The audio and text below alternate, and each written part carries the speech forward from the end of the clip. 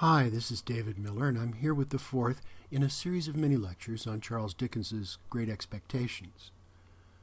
Today we're going to talk about pity, guilt, and shame. We've spent a good bit of time on the background and the opening scenes for Great Expectations. I hope you've been reading ahead, getting caught up in the story, and enjoying Dickens's peculiar sense of humor. Today we're going to look at the narrative structure of Book 1, with special attention to the way it's organized by the key emotions of pity, guilt, and shame. We'll go on in the next couple of mini-lectures, then, to talk more about the way these features shape the development of Pip's character, and about the way guilt especially, buried in the unconscious, gains power over Pip's motives and actions in ways he doesn't want to recognize. Volume 1 lays the groundwork for this story. The action unfolds in 3 movements. The action of these 3 movements covers a period of about 5 years, taking Pip from age 7 to age 12. The first movement takes place on Christmas Eve and Christmas Day, when Pip is 7. This movement is dominated by the conflict Pip feels between pity for the convict Magwitch and guilt over helping him. The second movement unfolds over the following year, ending when Pip is apprenticed to learn the blacksmith's trade from Joe Gargery. It's dominated by Pip's sense of shame in the presence of Estella at Miss Havisham's great house, shame that only serves to reinforce his underlying guilt, since on some level he knows it is wrong to be ashamed of Joe and Biddy. The third movement stretches over the next 4 years, ending when Pip, at the age of 12, learns about his great expectations and departs for London. This section introduces a new force shaping Pip's character, ambition, which seems to promise an escape from the shame Pip feels over his low origins. The first movement covers 6 chapters. We've already seen how traumatic the opening is, with little Pip surprised in the churchyard and threatened with death by the desperate convict Magwitch. As this overview suggests, the trauma of that opening scene sets in motion the 2 forces, pity and guilt, that dominate the chapters to follow. For all the emphasis on violence and terror in the opening scene, the keynote of Pip's relation to Magwitch turns out to be pity. After his first ravenous assault on the food Pip has brought, Magwitch hears a sound and asks, "You're not a deceiving imp? You brought no one with you?" "No, sir, no." "Nor give no one the office to follow you?" "No." "Well," said he, "I believe you. You'd be but a fierce young hound indeed if at your time of life you could help to hunt a wretched warmint, hunted as near death and dunghill as this poor wretched warmint is." Something clicked in his throat, as if he had works in him like a clock and was going to strike, and he smeared his ragged rough sleeve over his eyes. Seeing Magwitch suffer and feel sorry for himself, Pip identifies with him. We've seen why this might be. Pip's older sister, Mrs. Joe, is as angry and abusive as any wicked stepmother in a fairy tale, so Pip knows what it is to feel wretched and unjustly hunted. In fact, when he gets back to the cottage, Joe tells Pip that his sister has been out searching for him, so he too is a fugitive.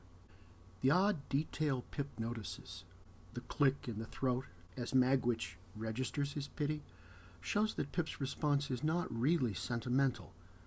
He can perceive the outward signs of grief in Magwitch as purely mechanical. Not a sob and tears, but a click in the throat and a rough smearing of his sleeve across his eyes. Yet without sentimentality, Pip, nevertheless, is moved by simple fellow feeling for the same man who terrified him the night before. Pitying his desolation and watching him as he gradually settled down upon the pie, I made bold to say, "I'm glad you enjoy it." "Did you speak?" I said, "I was glad you enjoyed it." "Thank you, my boy. I do. This passage is followed by a long description of the way Magwitch eats, which reminds Pip of the rushed and fearful way he's seen a dog eat, literally wolfing down its food. Like the mechanical click in the throat, this description validates the moment of pity by anchoring it not in a gush of high-flown sentimentality, but in the dispassionately reckoned details of the moment, which make the spectacle of human suffering far more real. This is a crucial moment, so pay attention and remember it. Because of Pip's compassion, what had begun as an act of theft under duress is converted in this moment to a gift. This conversion, in which the stolen food becomes a gift, gives rise to a cycle of generosity. At the end of Chapter 5, Magwitch, captured and on his way back to the prison ship, sees Pip and returns his kindness by taking the blame for the stolen pork pie, apologizing to Joe. Joe's reply recalls and confirms Pip's moment of compassion. God knows you're welcome to it, so far as it was ever mine, returned Joe with a saving remembrance of Mrs. Joe.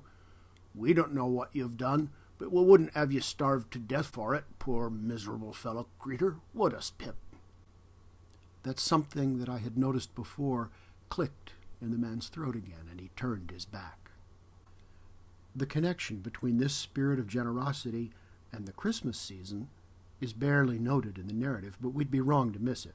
The contrast between this simple moment and the elaborate Christmas dinner back at the Gargerys, with all its unpleasantness and hypocrisy, is heavy with irony. The action of pity, based on compassion for human suffering, marks a turning point in the narrative. It is followed quickly, though, by a second force that works against the redemptive value of pity in Pip's childish mind. It's the feeling of guilt.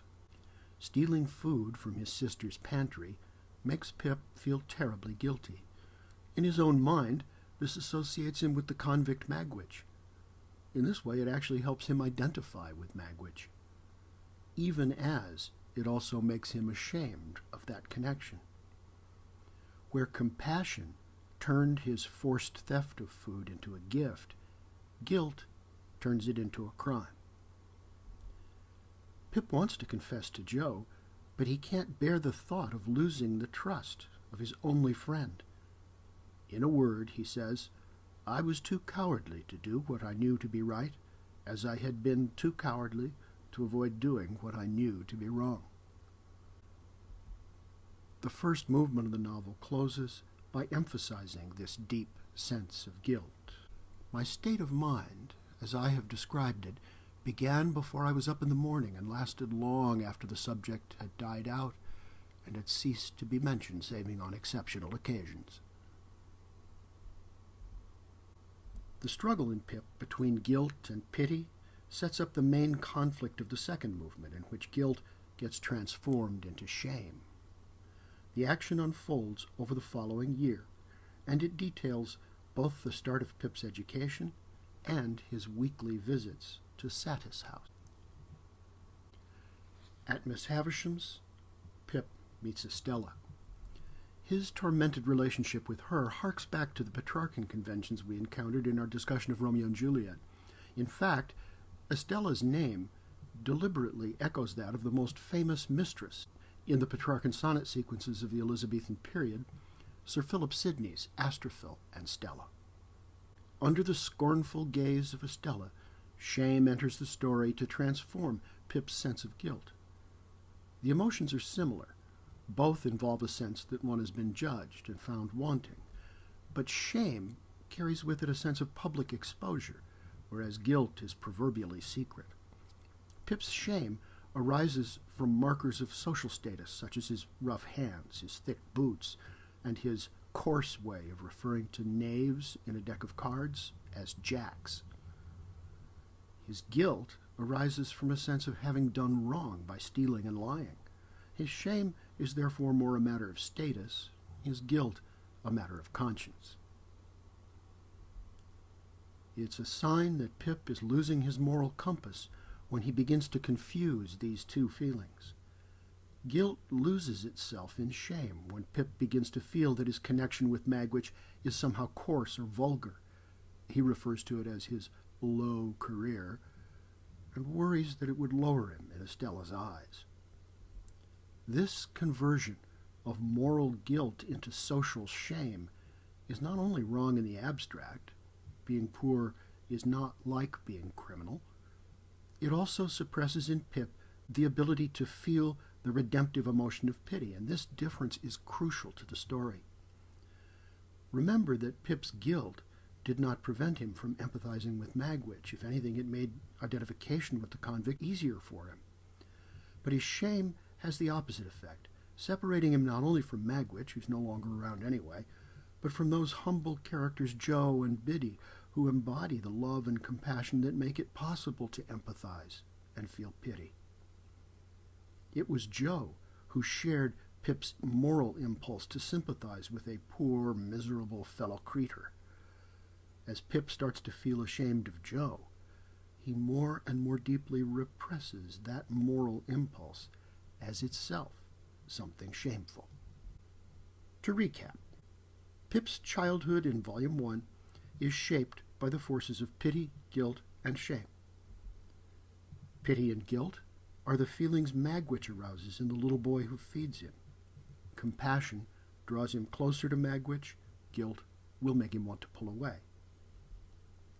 Joe Gargery also expresses pity for the convict.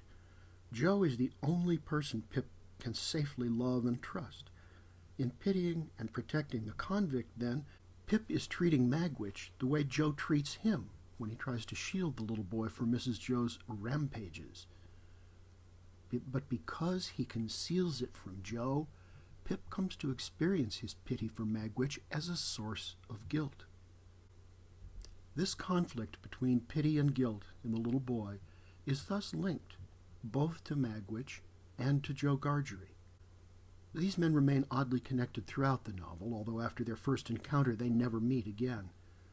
In their different ways, they are both surrogate fathers to Pip. For different reasons, he feels shame that makes him want to repress both his connection to each of them and the impulse to pity that he associates with them.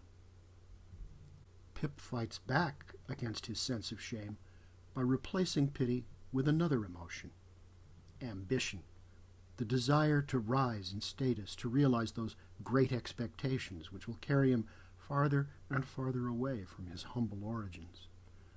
But this desire will also isolate Pip from those who love him, and in this way will both intensify his guilt and take him back to the isolation of the opening scene. In a sense, he is still that small boy, orphaned, shivering and alone, out on the cold, bare marsh.